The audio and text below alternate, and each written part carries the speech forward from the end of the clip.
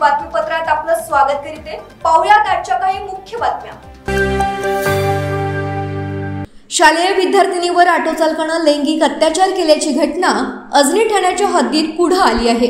या घटनेत ऑटो चालक मुलीसोबत कशा प्रकारे अश्लील चाळे करत आहे याचा व्हिडिओ देखील सोशल मीडियावर व्हायरल झाला आहे।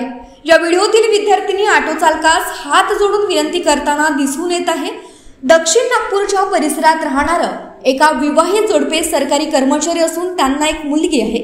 सध्या तिला शाळेत सोडण्यासाठी आणि तिला आणण्यासाठी त्यांना ऑटो भाड्याने घेतला असता मागील काही दिवसांपासून ओंकारनगर येथील सह्याद्री लॉन समोर ऑटो चालकाने विद्यार्थिनीचा विनयभंग सुरू केला।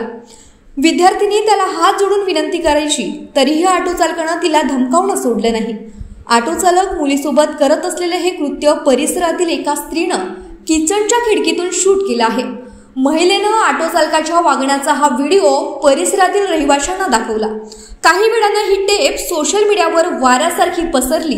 अजनी पोलीस ठाण्याचे प्रभारी पोलीस निरीक्षक लक्ष्मण केंद्रे यांनी या घटनेत गांभीर्याने हस्तक्षेप करून 100वरच्या आसपास सीसीटीव्ही फुटेज तपासले। या फुटेजनुसार ऑटो चालक मिळताच पोलिसांनी ऑटो पायलटवर संशोधन सुरू झालं। त्याला अजनी ठाण्यात आणलं। आरोपीने आपला गुन्हा कबूल केला असल्याची माहिती अजनी पोलिसांनी दिली। पोलिसांनी या आरोपीस अटक करून पुढील तपास सुरू केला आहे। कॅमेरामॅन प्रवीणसह सनी बोंगाडे, शंखनाथ, न्यूज नागपूर।